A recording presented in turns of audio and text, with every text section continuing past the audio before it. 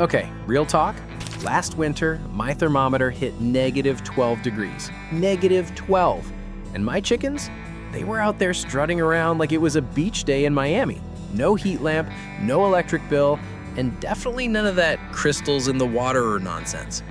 If you're sitting there stressed about your flock freezing their tail feathers off, stick around because I'm about to show you 7 off-grid secrets that keep my coop warmer than my actual house. And yeah, I'm kind of jealous of my chickens right now. So here's the deal. When I first got chickens, I was that person. You know the one. I was out there every 2 hours checking if they were shivering. I almost bought one of those red heat lamps. Thank goodness I didn't because, fun fact, those things cause more coop fires than you want to know about. But here's what nobody tells you. Chickens are basically tiny feathered furnaces. A healthy chicken runs at like 105 degrees Fahrenheit. The trick isn't adding heat, it's keeping the heat they already make from escaping. And that changes everything. First up, and this is my ride or die method, the deep litter system. Instead of cleaning out the coop every week like a crazy person, and yes, I used to do that, you're gonna throw a fresh layer of pine shavings or straw right on top of the old stuff. Here's the magic part. As that bottom layer breaks down with a little moisture from poop, and yeah, I know it sounds gross, it starts composting. And composting creates heat, like legit warmth coming up from the floor. By January, I've got 6 inches of chicken lasagna happening, and the floor of my coop is actually warm to the touch.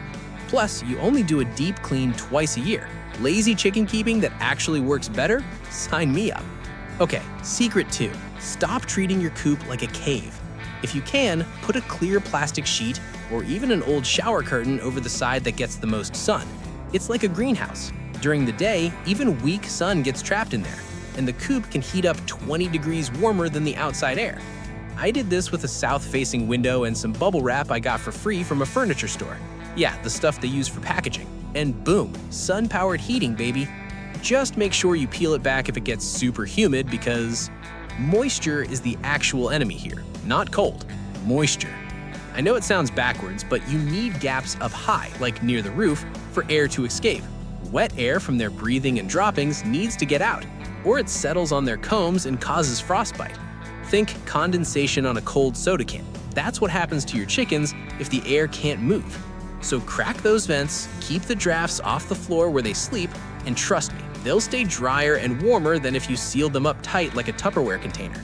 Now, insulation doesn't have to be fancy. Straw bales, seriously. Stack them too high around the outside of the coop, especially on the north side where the wind hits.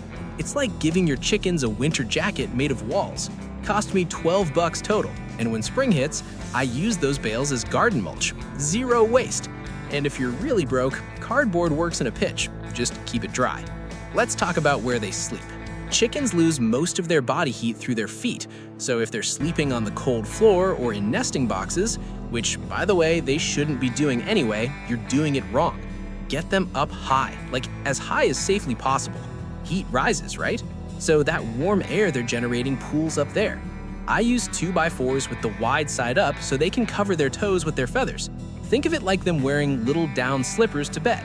Adorable and practical. All right, this one's next level. Thermal mass.